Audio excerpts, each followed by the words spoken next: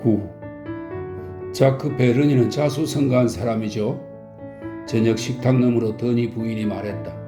하지만 그래도 그 사람은 광부들하고 계속 친구로 지낸답니다. 지위가 올라가도 누구든 노동자들하고 친구로 지내는 게 아닙니까? 아니죠, 빈센트 선생님. 그렇지 않아요.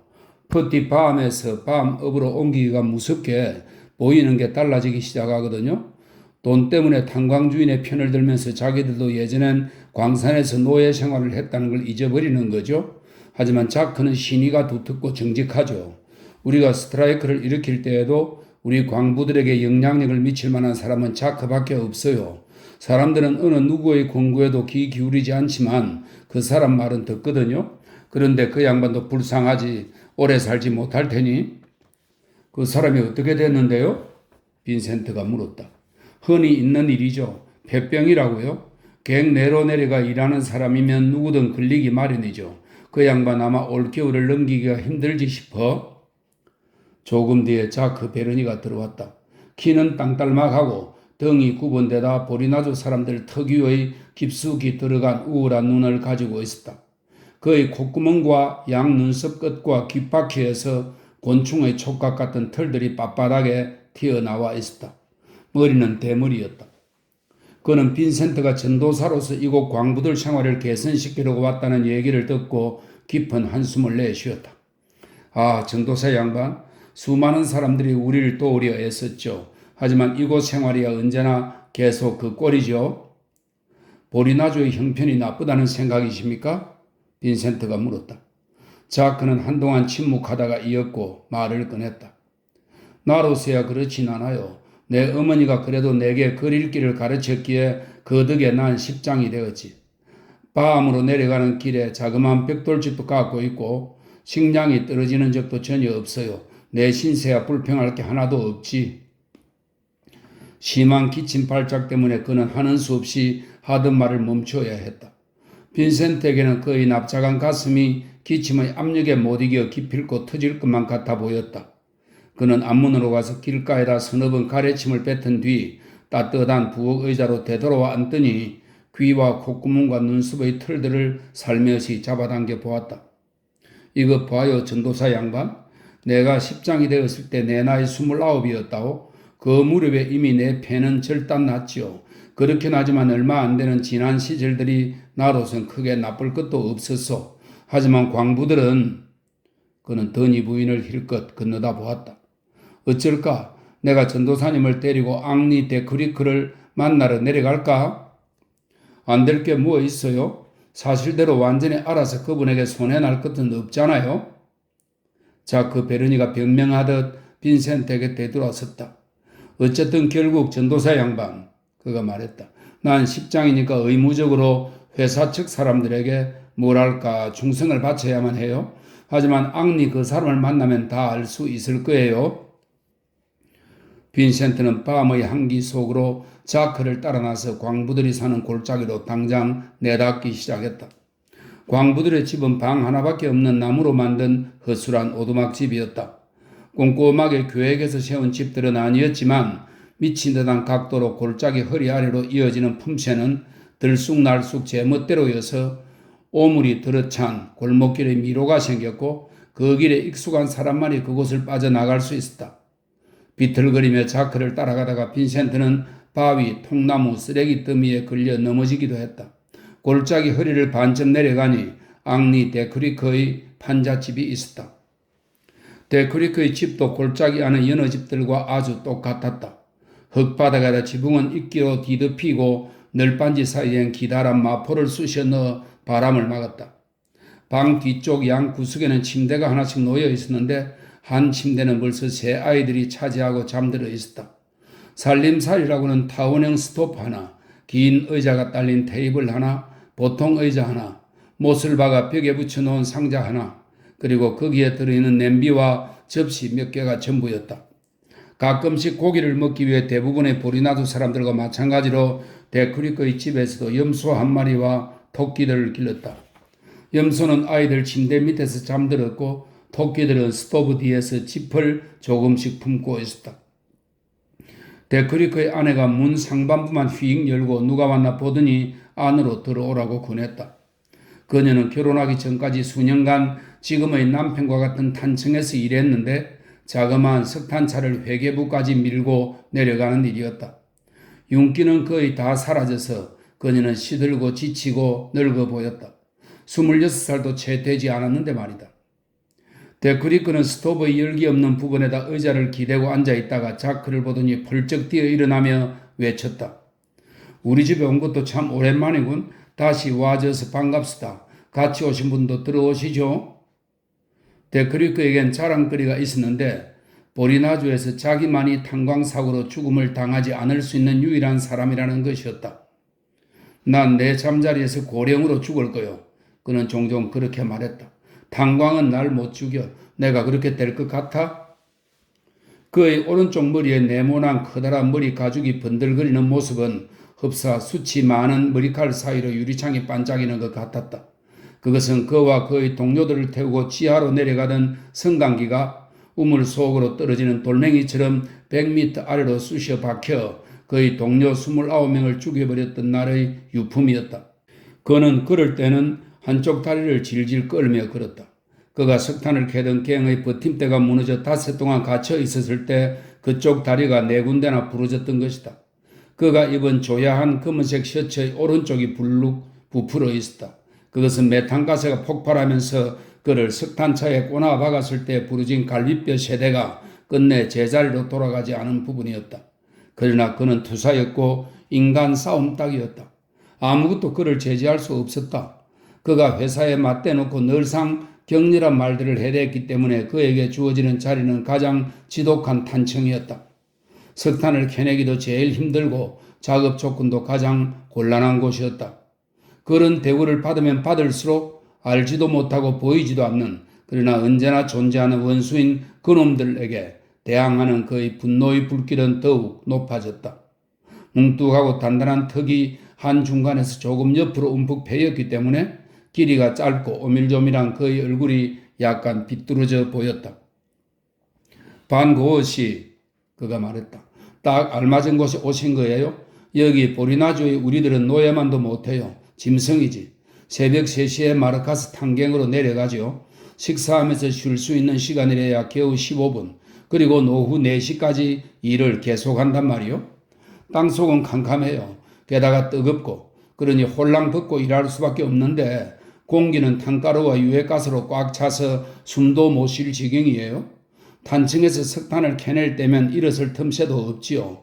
몸을 두 겹으로 꺾고서 무릎으로 기면서 일해야 해요. 우린 사내 애나 계집 애나 8살, 9살이 되면 지하 탄광으로 내려가기 시작하죠. 20살쯤이면 열병과 폐병에 걸립니다. 독가스 폭발에 의해서 아니면 성강기 속에서 죽음을 당하지 않는다면 관로하는 설명입니다. 그는 오른쪽 머리에 붉은 민대머리 흉터를 두드렸다. 죽음을 당하지 않는다면 아마 우린 40살까지는 살겠지요. 그러나 그 다음엔 폐병으로 죽는 거예요. 내 말이 거짓이요, 베르니? 그가 너무도 격앙된 사투리로 얘기했기 때문에 빈센트는 그의 말을 따라가기가 힘들었다. 그의 두 눈이 노여움으로 험악해졌음에도 불구하고 보조개처럼 비스듬하게 움푹 들어간 것 때문에 그의 얼굴은 즐거운 듯한 표정이 되었다. 바로 그대로 아닌가, 데크리크? 자크가 말했다. 데크리크의 아내는 저쪽 구석의 침대로가 앉아 있었다. 희미하게 타오르는 석유등 불빛에 그녀의 반신은 그림자 속에 파묻혀 있었다. 전에도 1000번쯤 들었던 얘기인데도 그녀는 남편이 찌꺼리는 동안 가만히 귀 기울였다. 석탄차를 끌던 시절, 새 아이의 탄생, 그리고 마포 조각으로 틈을 메운 이 오두막집에 잇따라 닥쳐왔던 여러 해 겨울이 그녀에게서 싸울 기력을 모두 앗아갔다. 데크리크는 잘못 서는 쪽의 다리를 끌며 자크에게서 다시 빈센트에게로 몸을 돌렸다. 그런데 그런 모든 일을 하면서 우리가 받는 게 뭔 줄 아시오, 빈센트 씨? 방 한 칸짜리 판잣집, 그리고 곡괭이를 휘두르기도해 겨우 족할 만한 먹을거리요. 우리가 뭘 먹고 사는지 아시오? 빵, 시큼한 치즈, 설탕도 넣지 않은 블랙커피뿐, 그리고 1년에 어쩌다가 고기 한두 번. 회사 측에서 하루 50상팀의 임금을 중단하면 우린 당장 굶어 죽어요. 굶으면 석탄을 캐 올리지 못하게 될 터이고 바로 그 이유 때문에 겨우 그만큼이나마 임금을 주는 거지요. 우린 하루하루 살아가는 게 차마 죽지 못해 사는 그 올시다.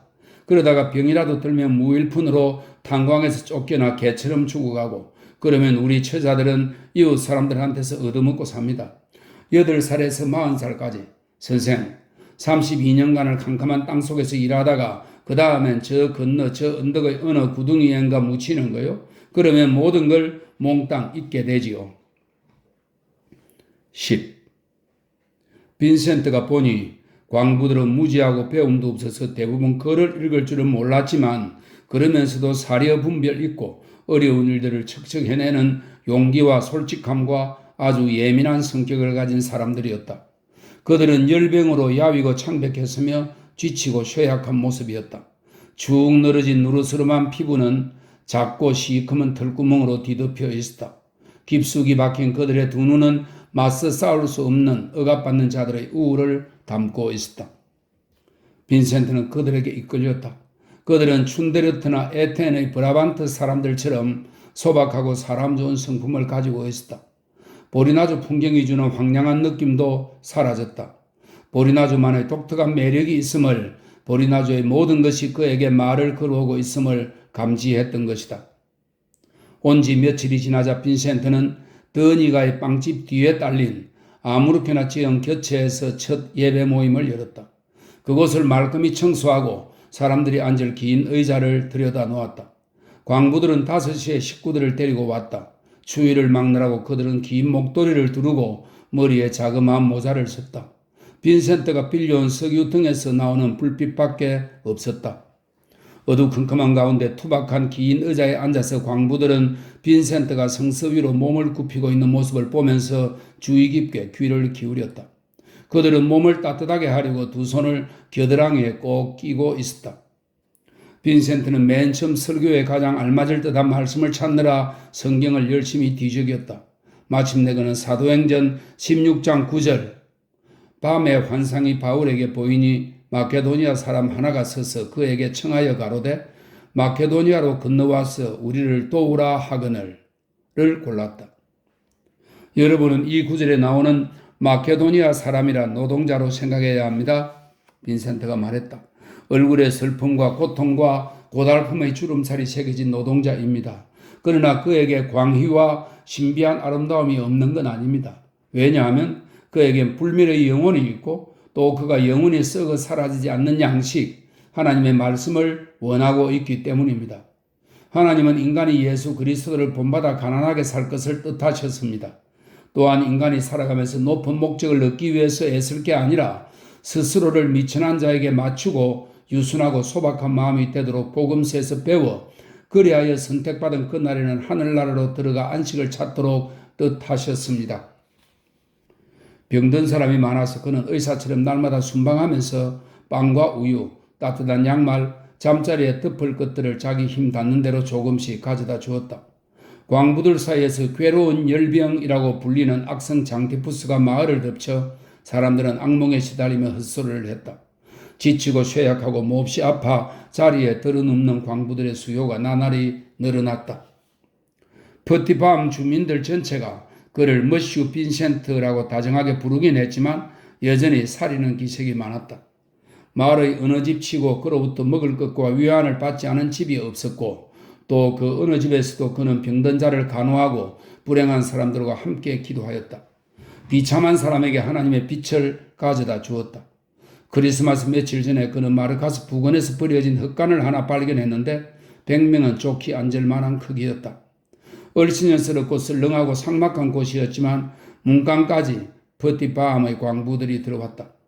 그들은 베들레헴과 이 세상의 안식에 관해 얘기하는 빈센트에게 귀 기울였다. 보리나주에 온 지 겨우 6주일이었지만 날이 갈수록 형편이 점점 나빠지는 것을 그는 보아왔다. 그런데 거기 누추한 한 흙간에서 단지 몇 개 안 되는 거른 램프로 불 밝힌 채 빈센트는 떨고 있는 시커먼 아가리들에게 예수 그리스도를 심어주고 내세에 올 천국을 약속함으로써 그들 가슴을 훈훈하게 해줄 수 있었다. 그의 생활에서 단 한 가지 흡족하지 못한 점, 단 한 가지 요인이 그의 마음을 어지럽혔다. 아직도 아버지로부터 생활비를 받고 있었던 것이다. 초라한 것이나마 자신의 필수품을 얻는데 반드시 필요한 몇 프랑의 돈을 스스로 벌 수 있는 날이 빨리 오기를 그는 밤마다 기도했다. 날씨가 사납게 변했다. 그 근방 전체에 먹구름이 드리워졌다. 비가 억수같이 쏟아져 움푹 들어간 길이나 오두막집의 흙바닥까지 질퍽질퍽한 물바다가 되었다. 정월 초하루에 장 밥티스트가 밤까지 내려갔다가 빈센트에게 온 편지를 가지고 돌아왔다. 봉투 위쪽 왼편 구석에 피트센 목사의 이름이 적혀 있었다. 빈센트는 그의 처마 밑 방으로 달려가면서 흥분으로 몸을 떨었다. 빗방울이 지붕을 두들게 됐지만 그 소리도 들리지 않았다. 그는 말을 잘 듣지 않는 손으로 봉투를 뜯었다. 편지는 다음과 같은 내용이었다.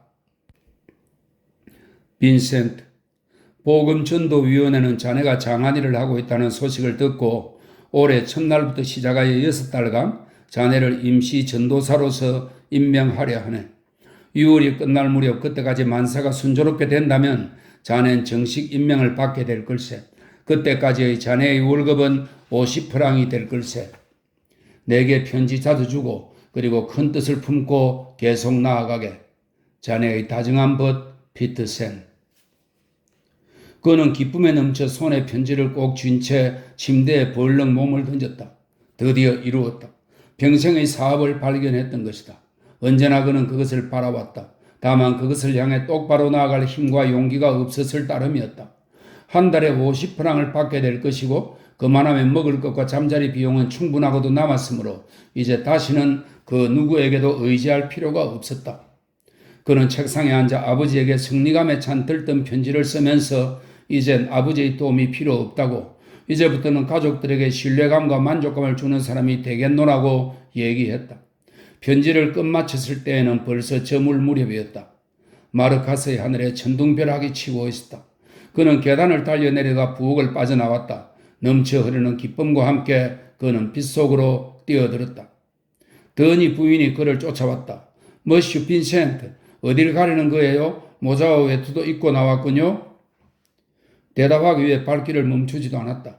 그는 부근의 한 둔덕으로 달려갔다. 멀리 보리나주의 중심 부분이 눈에 들어왔다. 수많은 굴뚝들, 석탄산, 광부들의 자그마한 오두막집, 지금 막 개행에서 나오는 검은 물체들이 개미굴의 개미떼처럼 이리저리 내닫는 모습들, 저 멀리로는 어두운 소나무 숲과 그것을 배경으로 드러난 작고 하얀 오두막집들과 한참 떨어진 곳에 있는 교회의 첨탑과 낡은 풍차, 그런 풍경 위로 흐릿한 엷은 안개가 드리워져 있었다. 구름 그림자 때문에 생기는 어둠과 빛이 환상적인 광경을 만들었다. 보리낮에 온 후 처음으로 그는 그 모든 풍경으로부터 미셀과 로이스달의 그림을 떠올렸다. 이 미셀은 사후에 사실적 풍경화로서 좋은 평판을 불러 일으켜졌던 화가이고요. 로이스달은 네덜란드의 대표적인 풍경 화가입니다. 미셸과 로이스달의 그림을 떠올렸다. 11. 이젠 전도사 자격을 인정받았으므로 예배를 볼 고정된 장소가 필요했다. 한참 뒤진 끝에 그는 골짜기 바로 밑 소나무 숲으로 뚫린 자그마한 길에서 아이들의 집이라고 불리는 꽤 큰 집을 발견했다. 한때는 그 지역 아이들이 춤을 배우던 곳이었다. 빈센트가 가지고 있던 복사품 그림을 모두 긁고 나자 집은 어떤 매력적인 운치를 풍겼다. 여기에서 오후마다 4살에서 8살까지의 아이들을 모아놓고 그는 읽는 법을 가르치고 또 성서에 나눈 기초적인 이야기를 들려주었다. 바로 그것이 그 아이들 대부분이 평생을 통해 받게 될 교육의 전부였다. 방을 덮일 석탄을 얻으려면 어떻게 해야 될까요? 빈센트가 자크 베르니에게 물어보았다. 그 집을 확보하는데도 그가 많은 힘을 써주었기 때문이었다. 아이들도 따뜻하게 해주어야 되고 또 난로를 피워놓으면 밤 예배도 더 오래 계속 볼 수 있습니다. 자크는 잠시 생각하더니 이었고 말했다. 내일 정오에 여기 있어요. 그럼 석탄을 얻을 방법이 생길 테니까. 다음날 아이들이 집에 다다라보니 광부들의 아내들과 딸들이 그를 기다리고 있었다. 그들은 검은 웃옷에 검은 통치마를 입고 머리엔 푸른 두건을 쓰고 모두 부대 자루들을 들고 있었다. 빈센트 씨 자루도 제가 하나 갖고 왔어요. 베르니 10장의 젊은 딸이 외쳤다. 빈센트 씨도 이걸 가득 채워야 돼요. 광부들의 오두막집이 만들어 놓은 꼬불꼬불한 골목길에 미로를 뚫고 올라가 언덕 꼭대기의 드니 빵집을 지난 뒤 거기서 벗어나 한가운데 마르카스 탄광이 들어앉은 들판을 가로질러 나아가 탄광 건물의 담장을 돌자 드디어 뒤쪽에 검은 테리산이 나타났다. 여기서 그들은 흩어져 저마다 다른 방향에서 테리산으로 달려들었다. 테리산 비탈을 기어오르는 그들의 모습은 흡사 자그마한 벌레들이 죽은 통나무 위에서 들끓는 것 같았다. 저 꼭대기까지 올라가야 석탄들이 있어요, 빈센트 씨. 베르니의 딸이 말했다.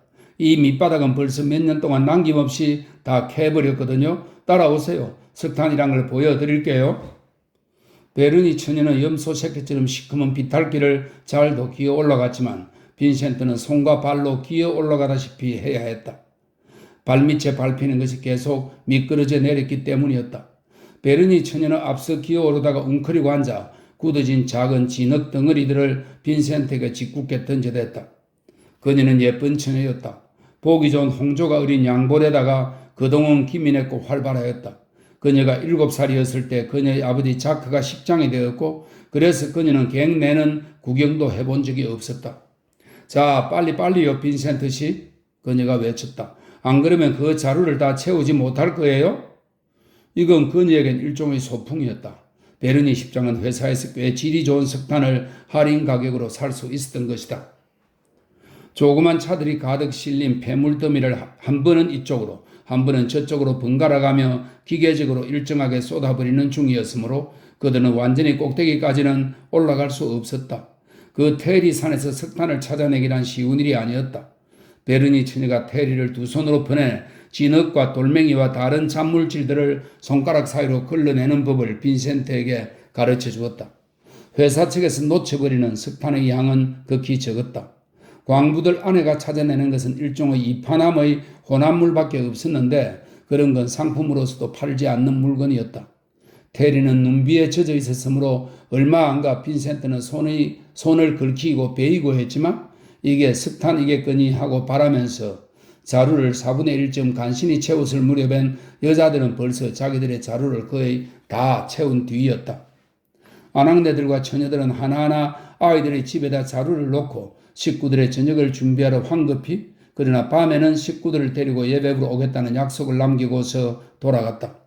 집에서 저녁을 함께 들자고 베르니 처녀가 청하자 빈센트는 가볍게 받아들였다. 베르니 십장의 집엔 온전한 방이 2개 있었다. 한 방엔 스토브, 요리도구, 식기류 등이 있었고 다른 방엔 식구들의 침대가 있었다. 베르니 십장은 사실 꽤 부유하게 사는 형편인데도 불구하고 그 집엔 비누가 없었다.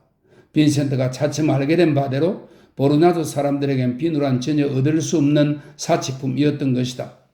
사내 애들이 탄경 밑으로 들어가고 계집아이들이 테리산을 오르내리기 시작하는 그때부터 죽는 날까지 보르나도 사람들은 얼굴에 묻은 탄가루를 결코 완전히 지워버리지 못하는 것이었다. 베르니 처녀가 빈센트가 쓸 찬물 한 바가지를 문밖 거리 쪽에 내놓았다. 그는 그 물로 되도록 잘 문질렀다. 얼마나 깨끗이 잘 닦아냈는지야 알 수 없었지만 맞은편에 앉은 베르니 처녀의 얼굴에 탄가루와 그 얼음의 시커먼 줄이 여전히 꺼져 있는 것을 보고 그는 자신의 얼굴도 틀림없이 그녀와 똑같이 보일 것임을 깨달았다. 베르니 처녀는 저녁을 들면서 줄곧 쾌활하게 찌꺼렸다. 이것 봐요, 머시 빈센트. 자크가 말했다. 버티 밤에 온 지도 이젠 거의 2달이 되었지만 그런데도 당신은 보르나도 사람들을 실제로는 잘 몰라요? 사실입니다, 베르니 씨. 빈센트의 대답은 지극히 겸손했다. 하지만 느리게나마 이곳 사람들을 이해하게 되는 것 같습니다. 아, 난 그런 뜻이 아니요. 곤충의 촉각처럼 길다란 콧구멍털을 한 올 뽑아 재미있다는 듯이 그것을 쳐다보면서 그가 말했다. 내 말 뜻은 당신이 본 건 우리들의 땅 위에서의 생활뿐이라는 거요. 그건 별로 중요할 게 없어요. 땅 위에서는 우린 그저 잠만 자는 거니까 우리가 사는 게 어떤 건지 실감하려면 탄경으로 내려가서 새벽 3시부터 오후 4시까지 우리가 일하는 모습을 봐야 해요. 무척 내려가 보고 싶습니다. 빈센트가 말했다. 하지만 회사 측으로부터 허락을 얻어낼 수 있을까요? 벌써 당신 부탁을 해놓았어. 베르니가 대답했다. 그는 각설탕을 하나 입안에 집어넣은 채 그 위로 미지근한 쓴 블랙커피를 흘려 넣었다. 내일 내가 안전검사를 하러 마르카스 탄경에 내려갈 참인데 새벽 3시 15분 전에 더니의 빵집 앞에 서 있어요. 그럼 내가 당신을 데리고 갈 테니까. 베르니 십장의 가족 모두가 빈센트를 따라 아이들의 집으로 건너오는 도중인데 따뜻한 집안에선 그렇게 원기 있고 활발했구만. 갑자기 심한 기침으로 옴싹달싹할 수 없게 된 베르니 십장은 결국 도로 돌아가야만 했다. 아이들의 집에 다다라보니 앙리 데크리크가 벌써 와서 마비된 한쪽 다리를 질질 끌면서 난로를 고치고 있었다. 아, 안녕하시오 빈센트. 오밀조밀한 작은 얼굴에 한껏 활짝 핀 웃음으로 그가 외쳤다. 이 난로에 불을 피울 수 있는 사람은 이 퍼티밤에 나밖에 없수다. 여기에 파티를 열곤 하던 옛날부터 이 난로를 내가 알고 있었으니 말이오. 요 난로가 골치 덩어리이긴 하지만 제놈이 부리는 장꾀를 내가 모두 알고 있거든. 부대 자루 안에 뜬 것이 젖은 데다가 또 그 중에서 진짜 석탄은 조금밖에 안 되었지만 데크리크의 손이 가자 타원형의 불룩한 난로에서는 곧 상당한 열기가 뿜어나왔다. 그가 흥분하여 절렁거리며 돌아다니는데 피가 머리 가죽의 맨살 흉터까지 솟구쳐 그 부분에 쭈글쭈글한 살 가죽이 흉측하게 새빨간색으로 변했다. 그날 밤 퍼티밤의 광부들 가족 거의 전부가 아이들의 집으로 왔다. 빈센트가 자기 예배당에서 가지는 최초의 설교를 듣기 위해서였다. 긴 의자들이 다 차버리자 이웃 가족들이 자기 집에 있는 상자와 의자들을 가지고 왔다. 300명 이상이 모여들었다. 그날 오후 광부의 아내들이 보여준 온정과 드디어 자기 자신의 성전에서 얘기를 하게 되었구나 하는 생각에 가슴이 뜨거워진 빈센트가 확신에 찬 태도로 무척이나 진지하게 설교를 하자 보리나조 사람들 얼굴에서 서글퍼 보이는 듯한 기색이 사라져버렸다. 우리가 이 지상에서 나그네라는 믿음은 빈센트는 검은 얼굴의 회중들에게 말했다. 오래전부터 내려온 것이고 또 좋은 것입니다. 그러나 우리는 외롭지 않습니다. 하나님 아버지가 우리와 함께 하시기 때문입니다. 우리는 순례자들입니다. 우리의 인생은 이 세상에서 천국으로 이르는 머나먼 여행길입니다. 슬픔은 기쁨보다 낫습니다. 그리고 뛰어오를 듯한 환희 가운데도 서러움은 있는 법이죠. 잔치집보다는 초상집에 가는 게 낫습니다. 왜냐하면 슬픔을 통해 마음의 모습이 더욱 예뻐지기 때문입니다. 예수 그리스도를 믿는 사람에겐 모든 슬픔과 희망과 뒤섞여 있는 법입니다. 끊임없이 거듭 태어남, 끊임없이 암흑에서 광명을 향해 나아감, 그것밖에 없습니다. 하나님 아버지, 당신에게 간구하니 우리를 악으로부터 지켜주옵소서. 우리에게 가난도 부도 주지 마시고 다만 우리에게 합당한 양식으로 우리를 먹여주소서. 아멘.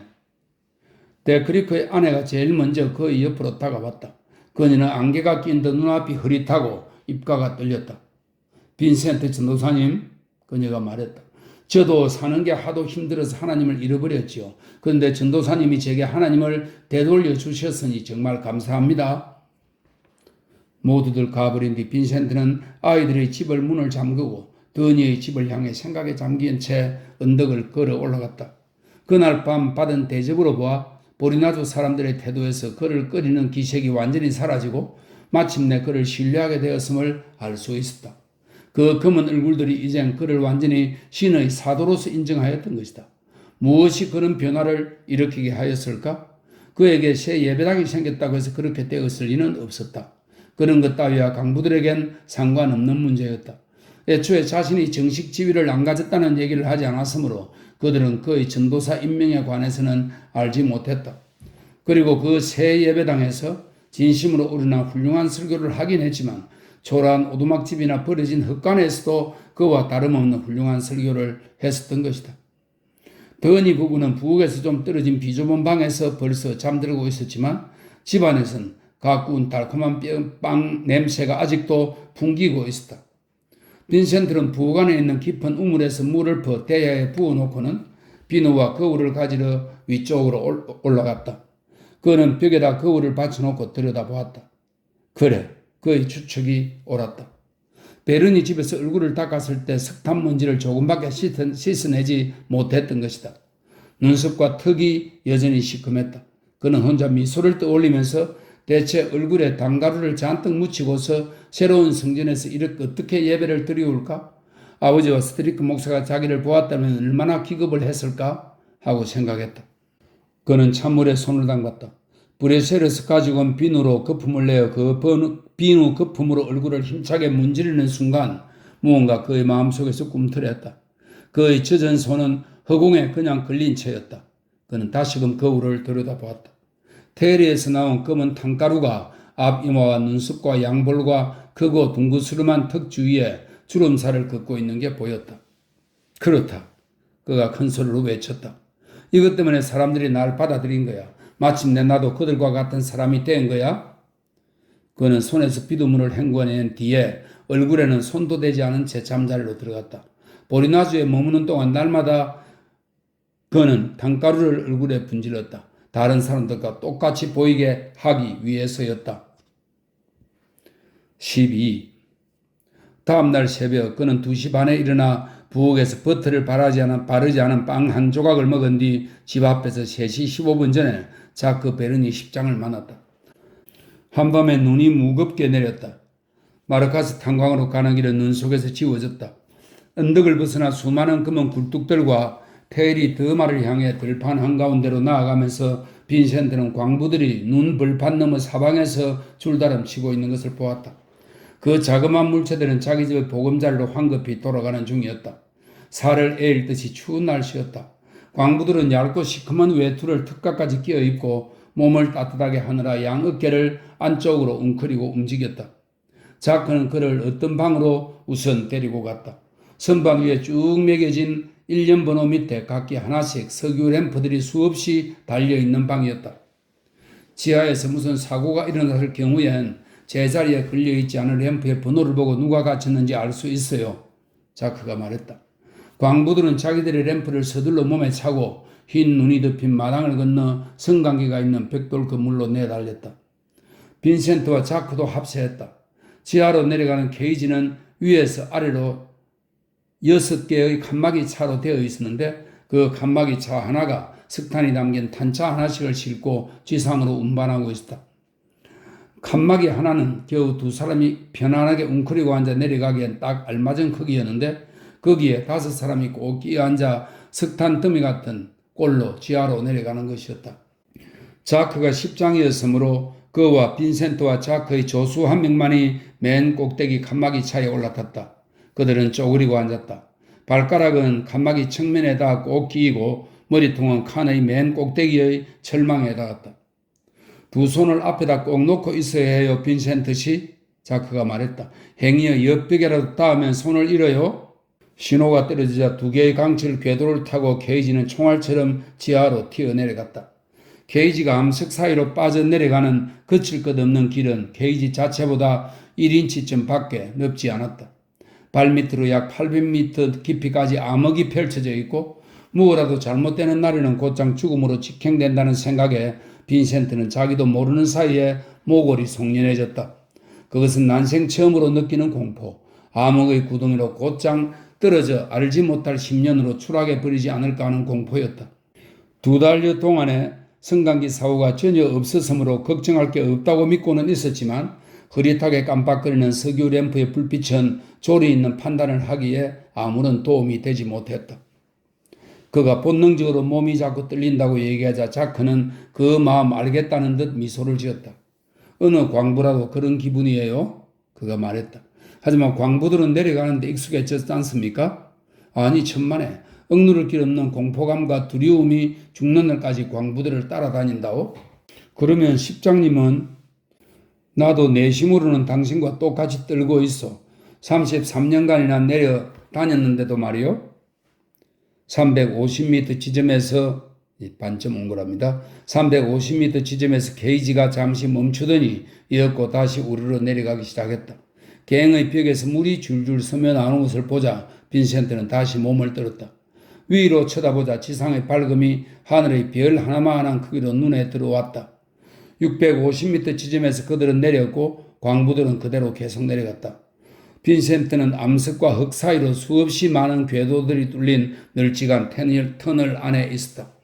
지옥 같은 열기에 휩싸일 줄로 생각했었는데 통로는 의외로 상당히 서늘했다. 여긴 전혀 형편없진 않은데요, 베르닛이? 그가 외쳤다. 안 나쁘지. 하지만 이 수평 갱도에서 작업하는 사람들은 없어. 이 탄층은 이미 오래전에 다 캐낸 곳이오. 여기서 저 꼭대기로부터 공기를 끌어들여 환기를 하고 있지만 그걸로는 지하의 이 광부들한텐 아무 소용이 없어. 250m쯤 걸어 나가다가 자크가 옆길로 빠져들었다. 따라와요, 빈센트 씨. 그가 말했다. 하지만 조심하도록. 자칫 미끄러워졌다간 당신 때문에 우리 모두가 죽게 될 테니까. 자크의 모습이 빈센트의 눈앞에서 갑자기 땅속으로 사라졌다. 빈센트가 어기적 나가보니 바닥에 한 갱의 입구가 있었다. 그는 사다리를 더듬어 찾았다. 갱은 훌쭉한 사람 하나가 겨우 빠져나갈 만한 크기였다. 처음 5m가는 힘들지 않았지만 반쯤 되는 지점에 이르자 허공에서 뒤로 돌아 반대 방향으로 내려가야 했다. 암석으로부터 물이 흘러나오기 시작했다. 끈적끈적한 진흙이 사다리의 단을 모두 뒤덮었다. 빈센트는 물이 머리 위로 뚝뚝 덮는 것을 느낄 수 있었다. 겨우 바닥에 닿자 그들은 입구에서 가장 먼 곳에 위치한 석탄 매장지에 이르는 긴 통로를 손과 무릎으로 기어나갔다. 거기엔 지하 감옥의 칸막이 방처럼 작은 칸들이 한 줄로 길게 늘어서 있고 그 하나마다 나무를 그냥 아무렇게나 베어 만든 강목으로 받쳐져 있었다. 그 작은 굴에서 각기 5명이 한조가 되어 작업하고 있었는데 2명이 곡괭이로 석탄을 캐내면 3번째 사람이 그들 발밑에서 그 석탄을 끌어내고 4번째 사람이 작은 탄차에다 실어 5번째 사람이 그 탄차를 좁은 궤도를 따라 밀고 내려갔다. 곡괭이로 석탄을 캐내는 사람들은 새카맣고 더러운 거친 리넨 옷을 입고 일했다. 삽질을 하는 사람은 대개는 어린 사내애인데 마포 자락으로 만든 허리에 두르는 간단한 옷만 빼놓고는 완전히 발가벗었으므로 온몸이 흐릿한 검은색으로 변했다. 3피트 폭의 통로로 탄차를 끄는 사람은 대부분 어린 계집아이들로서 새카만 모습은 남자와 똑같았고 다만 상반신까지 가리는 올이 거친 옷을 입고 있었다. 천장에서 물이 새어나와 작은 굴은 종류석 동굴로 변했다. 기름을 아끼느라 심지를 낮춘 작은 램프에서 나오는 불빛밖에 없었다. 환기장치는 전혀 없었다. 공기는 탄 먼지로 자욱했다. 땅에서 저절로 나오는 열기 때문에 광부들은 시커먼 땀으로 목욕을 하는 셈이었다. 맨 처음 본 여러 굴에서는 광부들이 곡괭이를 들고 똑바로 서서 일할 수 있었는데 통로를 따라 점점 밑으로 내려갈수록 굴들은 작아지고 마침내 광부들은 바닥에 누워서 팔꿈치만으로 곡괭이를 휘둘러야 했다. 시간이 흐를수록 광부들의 체온이 굴 안의 기온보다 높아지고 탄 먼지가 허공에 자욱해져 사람들은 헐떡거리면서 뜨겁고 검은 금댕을 한 입씩 들이키는 수밖에 없었다. 이 사람들이 하루에 버는 게 2프랑 반이요. 자크가 빈센트에게 말했다. 그것도 금사소의 금시관이 그들이 캐낸 석탄의 질을 인정해 줄 경우에 5년 전엔 하루 3프랑씩 벌었는데 그 뒤부터는 임금이 해마다 줄어들었거든. 자크는 굴 안의 버팀목을 조사했다. 그건 광부들과 죽음 사이에 가로놓인 버팀목이었다. 이에 그가 곡괭이로 석탄을 캐고 있는 사람들에게 몸을 돌렸다. 자네들의 버팀목이 형편없어. 그가 말했다. 버팀목이 느슨해졌단 말이야. 그럼 당장 어떻게 되는지 알아? 굴이 무너진다고. 석탄 캐내는 사람들 중에서 거조의 우두머리인 듯한 사람이 욕을 한바탕 퍼부었는데 말이 하도 빨라서 빈센트는 몇 마디만 겨우 알아들을 수 있었다. 지주를 바치는데도 돈을 준다면야. 그 사내가 외쳤다. 우리가 안 할까? 지주를 바치느라 시간을 써버리면 석탄은 어떻게 캐내누? 석탄을 못 캐내 집에서 굶어 죽느니 여기 바위에 깔려 죽는 게 낫지. 마지막 한 너머 바닥에 갱 입구가 또 있었다. 이번에는 내려가는 사다리조차 없었다. 흙벽이 쏟아져 저 밑의 광부들이 파묻혀 죽는 일이 없도록 사이사이에 통나무들이 끼워져 있었다. 자크가 빈센트의 램프를 가져다 자기 허리춤에 찼다. 조심조심 빈센트 씨. 그가 되풀이 말했다. 내 머리통은 밟지 말라고. 그러면 내가 떨어져 박살이 날 테니까. 발디딜 버팀목을 더듬으며 한편으로는 망각의 10년으로 추락하지 않기 위해 양쪽의 흙벽을 꽉 잡고서 그들은 한 발 한 발 암흑 속으로 5m를 더 내려갔다. 그 다음 수평 갱도엔 또 다른 탄층이 있었다. 그러나 이번엔 광부들이 들어가 작업하는 작은 칸마저 없었다. 좁다란 벽 구석에서 석탄을 캐내야만 하는 것이었다. 등짝은 바위 지붕에 다 꽉 눌린 채 무릎을 꿇고 웅크리고 앉아서 벽 구석에서 곡괭이질을 하여 거기로부터 석탄을 끌어내는 것이었다. 빈센트가 이제야 깨닫고 보니 위쪽 탄층의 그 작은 칸들이 차라리 서늘하고 편안했다. 끓는 가마솥 같은 이 아래 탄층의 열기는 무딘 기구로 베어도 싹둑 베어지기라도 할 것 같은 두터운 열기였다. 작업하는 광부들은 두들겨 맞은 짐승처럼 혀를 빼물고서 연신 헐떡거렸고 그들의 벌거벗은 알몸은 때와 금댕과 먼지 반죽으로 뒤덮였다.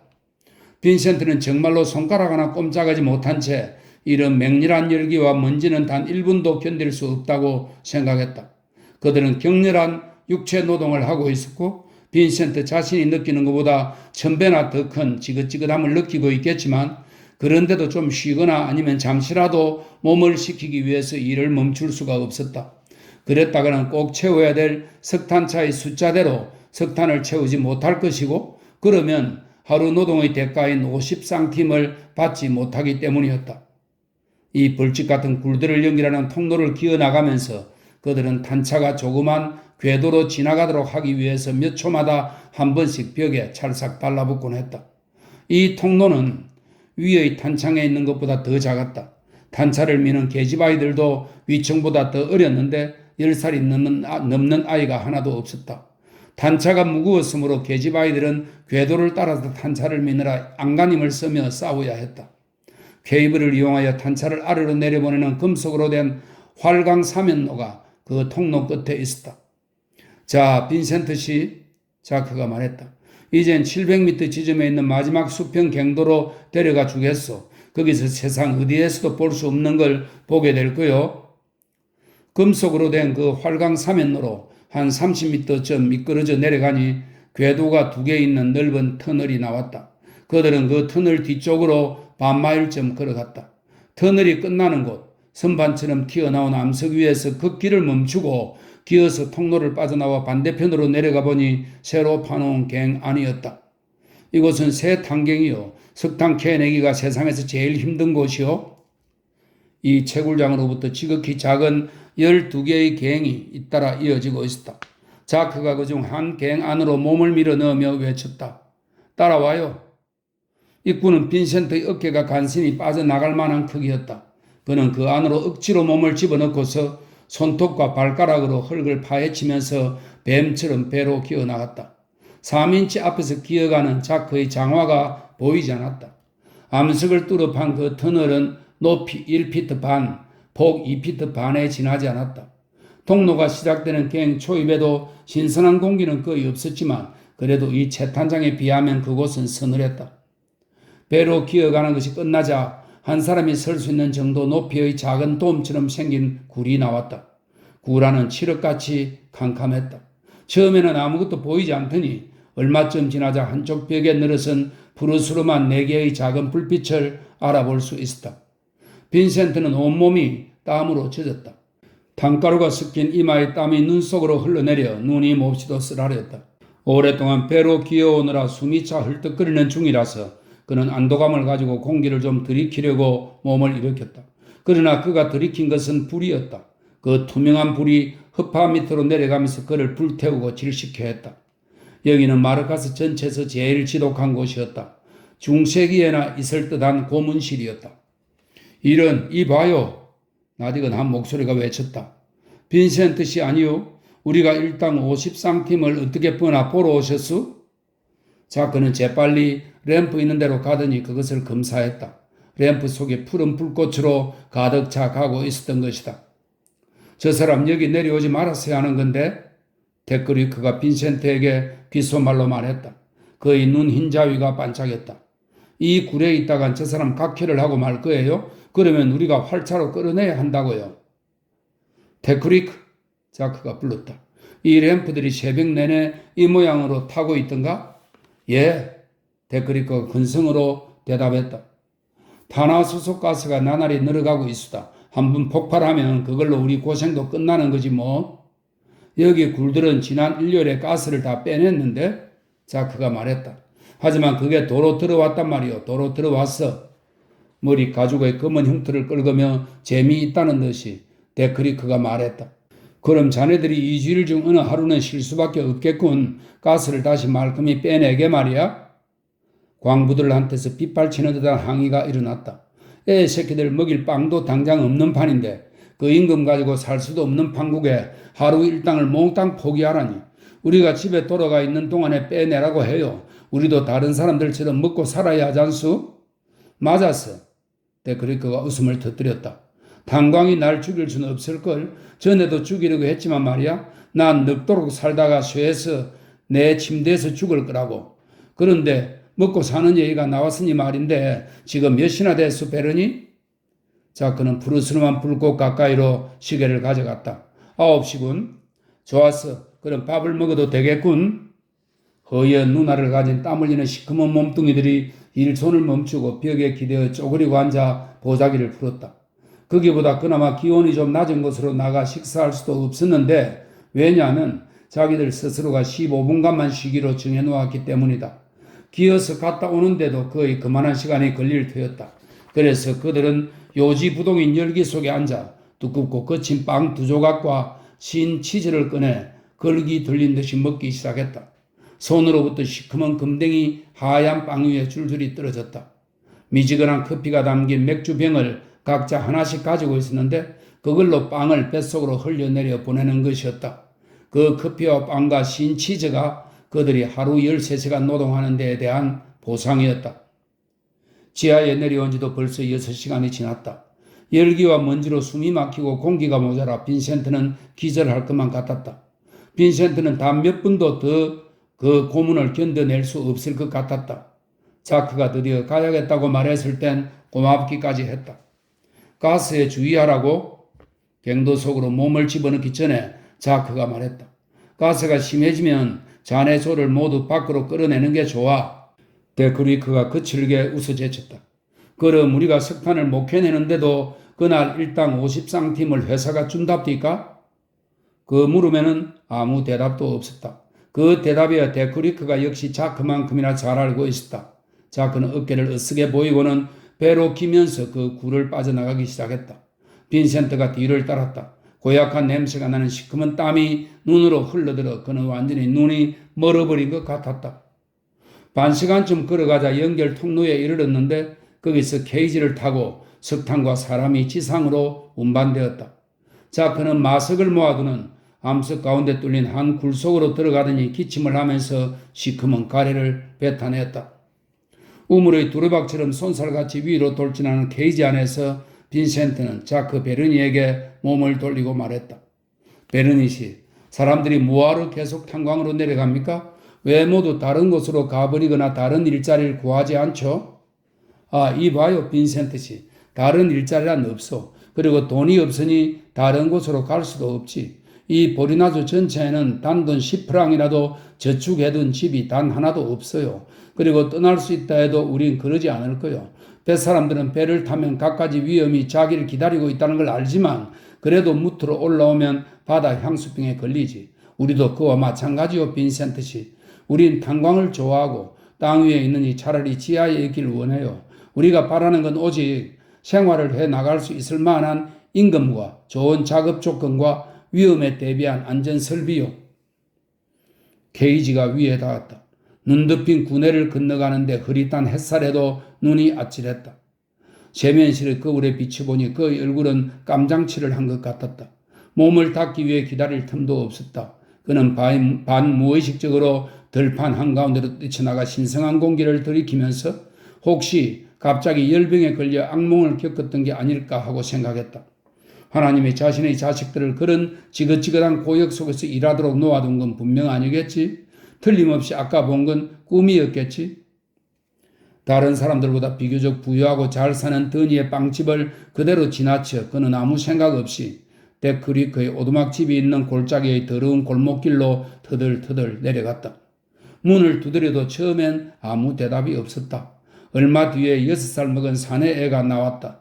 몸짓도 보통보다 작고 비늘에 걸린 창백한 아이였지만 제 아버지 데크리크의 투지를 좀 지니고 있었다. 2살을 더 먹으면 그 아이도 매일 새벽 3시면 마르카스 탄광으로 내려가 삽질을 하면서 탄차에 석탄을 실을 것이다. 엄마는 테리산에 갔어요. 사내가 높고 가냘픈 음성으로 말했다. 빈센트 선생님 기다리세요. 전 아기를 봐야 하거든요. 바닥에서 나무 토막과 끈을 가지고 노는 데크리코의 두 어린 것들은 보잘것없는 셔츠밖에 걸치고 있지 않았다. 그들은 추위로 새파래졌다. 제일 나이 많은 사내애가 난로에 테리를 집어넣었지만 열기는 별로 나오지 않았다. 빈센트는 그들을 지켜보면서 몸을 떨었다. 이윽고 그는 두 갓난애를 침대에 올려놓고 목까지 이불을 덮어주었다. 이 비참한 판잣집에 자기가 뭐하러 왔는지 알 수가 없었다. 그는 무언가 해야 되겠다고 데크리크의 식구들에게 무슨 말을 해주고 어떻게든 그들을 도와야겠다고 느꼈다. 적어도 그 자신은 그들의 비참함을 속속들이 이해하고 있다는 것을 그들에게 알려야 했다. 데크리크의 아내가 돌아왔다. 손과 얼굴이 새카맸다. 빈센트의 더러운 몰골 때문에 그녀는 처음엔 그를 알아보지 못했다. 그녀는 먹을 것을 숨겨놓은 작은 상자로 달려갔다. 그녀는 난로에 커피를 올려놓았다. 그녀가 커피를 건네주었을 때 커피는 미지근하다기보다는 오히려 차가운 편이었고 또 설탕을 넣지 않은 것이었다. 하지만 그는 그 착한 여자를 즐겁게 해주느라 끝까지 다 마셨다. 테리 산도 요새는 형편없어요. 그녀가 하소연했다. 회사 측에서 조금도 석탄 한 알갱이도 흘려보내질 않는군요. 이 어린 것들을 어떻게 따뜻하게 해줄 수 있겠어요? 입힐 옷도 없고 이 작은 셔츠들과 자루 만들 때 쓰는 굵은 삼배밖에 없으니 그런데 삼배는 쓰라립고 또 스칠 때마다 살까지 벗겨져요. 그렇다고 하루 종일 침대에만 두면 애들이 또 어떻게 자라겠어요? 빈센트는 터지지 않은 울음으로 가슴이 답답해졌지만 아무 말도 할 수가 없었다. 이 정도로 비참한 인간의 불행은 처음 보았다. 최초로 의구심이 떠올랐다. 이 여자의 어린 것들이 얼어 죽어가고 있는데 은혜를 달라는 기도와 복음이 그녀에게 무슨 소용이 있단 말인가? 이 모든 것 가운데 하나님은 어디에 있는가? 그의 호주머니에 몇 프랑이 들어있었다. 그는 그것을 데크리크의 아내에게 주었다. 아이들에게 털 레이를 사입히십시오. 그가 말했다. 그것이 헛된 제스처임을 그는 알고 있었다. 수백 명의 다른 아이들도 이 보리나주에서 추위에 떨고 있었다. 데크리크의 아이들도 그 털 레이가 낡아 떨어지면 곧 또다시 추위에 떨리라. 그는 더니의 집을 향해 비탈길을 올라갔다. 빵집 부엌은 따뜻하고 포근했다. 더니 부인이 그에게 씻을 물을 데워주고 지난 밤부터 남겨두었던 토끼고기 스튜로 점심을 근사하게 차려주었다. 그녀는 빈센트가 지하 탄경에서의 체험 때문에 지치고 신경이 날카로워진 것을 보고 그의 빵에다 바를 버터를 조금 꺼내왔다. 빈센트는 위층 자기 방으로 올라갔다. 뱃속이 따뜻하고 넉넉했다. 침대는 넓고 편안했다. 시트는 깨끗했고 벽에 닛이 씌워져 있었다. 사방벽에는 이 세상의 대가들이 그린 그림들의 복사품들이 걸려 있었다. 그는 서랍장을 열고 차곡차곡 정리된 셔츠와 속옷과 양말과 조끼를 뒤적거려 보았다. 그는 양복장으로 가서 여벌 구두 두 켤레와 따스한 외투와 그리고 거기 걸려있는 몇 벌의 옷을 쳐다보았다. 드디어 그는 자신이 거짓말쟁이며 비열한 사람임을 깨달았다. 광부들에게는 가난의 떡을 설교하면서 자신은 안락과 풍요 속에 살고 있는 것이었다. 그는 제멋대로 짓거리는 위선자에 불과했다. 그의 종교는 무익하고 쓸모없는 것이었다. 광부들이 그를 경멸하고 보리나주에서 내쫓아야 마땅했다. 그는 광부들과 운명을 함께 나누는 척하면서 이곳에 따스하고 아름다운 옷과 잠자리에 안락한 침대를 가지고 있었고 또 광부들이 일주일 동안 먹는 것보다 더 많은 음식을 한 끼에 먹었다. 스스로 노동한 대가로 자신이 사치한 안락을 얻는 것도 아니었다. 그저 입심 좋게 거짓말을 하고 돌아다니면서 선량한 사람으로 행세할 따름이었다. 보리나주 사람들은 그가 하는 말이면 무엇이든 믿지 않고 그의 설교를 들으러 오지도 말고 그의 지도도 받아들이지 말아야 마땅했다. 안이하게 보내는 생활 전체가 그 자신의 말들이 모두 거짓임을 증명하고 있었다. 그는 또다시 실패한 것이었다. 그 어느 때보다도 더욱 비참하게. 그렇다면 선택할 길은 두 가지밖에 없었다. 자신이 얼마만한 거짓말쟁이며 겁 많고 무력한 개새끼인가를 사람들이 알아채기 전에 야밤을 틈타 이 보리나주에서 도망쳐 나가는 길. 아니면 그날 자신이 처음으로 눈뜬 그러한 깨달음을 밑거름 삼아 진짜로 하나님의 사람이 되는 길이었다. 그는 서랍장에서 옷가지들을 모두 꺼내 재빨리 가방에다 챙겨 넣었다. 몇 벌의 옷과 구두와 그린 복사품과 책들도 역시 집어넣고서 가방을 닫았다. 그는 그 가방을 의자에 잠시 올려놓고서 앞문으로 나는 듯이 달려나갔다. 그 계곡 기슭에 작은 개울이 하나 있었다. 바로 그 너머로 소나무 숲이 또 다른 언덕 위로 올라가고 있었다. 그 숲에 몇 안 되는 광부들의 집이 흩어져 있었다. 얼마 동안 수소문 끝에 그는 비어있는 오두막집을 찾아냈다. 반자로 지어진 오두막집인데 창문은 하나도 없었고 조금 가파른 비탈에 세워져 있었다. 바닥은 그냥 흙이었는데 오랫동안 밟고 지나다녀서 굳게 다져져 있었다. 방 가장자리 끝의 판자들 밑으로 눈이 녹아 흘러내렸다. 머리 위로는 투박한 대들보들이 지붕을 적당히 받치고 있었고 겨울 내내 아무도 살지 않은 판잣집인지라 판자의 옹이 구멍과 판자 사이의 틈으로 얼음처럼 차가운 돌풍이 들이쳤다. 이 집 주인이 누굽니까? 빈센트가 함께 온 여자에게 물었다. 밤의 어떤 장사꾼인데요? 집세가 얼마인지 아세요? 한 달에 5프랑이에요. 잘 됐군요. 내가 얻어야 되겠어요? 하지만 빈센트 씨, 여기서 사실 수 없으실 텐데요? 왜 못 삽니까? 하지만 너무 누추하잖아요. 제가 있는 곳보다도 더 지독한걸요? 퍼티파암에서 제일 고약한 집이에요. 바로 그것 때문에 전 이 집을 얻고 싶은데요. 그는 골짜기 꼭대기로 도로 올라갔다. 어떤 평온한 느낌이 가슴에 새로이 찾아왔다. 그가 없는 동안에 더니 부인이 무슨 심부름을 하느라 그의 방에 올라왔다가 가방에 꾸려져 있는 것을 보았다. 빈센트 씨, 그가 들어서자 그녀가 소리쳤다. 무언가 잘못됐군요. 왜 그렇게 느닷없이 네덜란드로 돌아가려는 건가요? 떠나는 게 아닙니다, 더니 부인. 보리나주에 그대로 머물 겁니다. 그럼 왜? 영문을 알 수 없다는 표정이 그녀의 얼굴 위로 스쳐갔다. 빈센트가 설명을 하자 그녀가 부드럽게 말했다. 내 말 들어요, 빈센트 씨. 당신은 그렇게 살지 못해요. 어디 그런 생활에 익숙했었어야 말이죠. 예수 그리스도 때와는 세월이 달라졌어요. 요즘 세상에선 우리 모두 할 수 있는 대로 힘껏 잘 살아야 돼요. 이곳 사람들이야 당신이 일하는 걸 보고 착한 분이란 걸 다 안다고요. 설복당하여 그만둘 수는 없었다. 그는 밤에 있는 그 장사꾼을 찾아가 오두막집을 빌리고 거기로 이사했다. 며칠 후 최초의 월급인 50프랑짜리 수표가 오자 그는 작은 나무 침대와 중고품 난로를 샀다. 그 비용을 쓰고 나니 그 달의 남은 날들 동안 빵과 신치즈와 커피를 살 돈이 겨우 남았다. 물이 못 들어오게 하기 위해 벽 꼭대기에 맨 흙덩이를 쌓아 올리고 틈과 구멍에다 마포 자루를 쑤셔 넣어 바람을 막았다. 이제 그는 광부들과 똑같은 집에서 살고 똑같은 음식을 먹고 똑같은 침대에서 잤다. 그는 그들과 똑같은 사람이 되었다. 하나님의 말씀을 그들에게 전할 자격을 얻은 것이었다.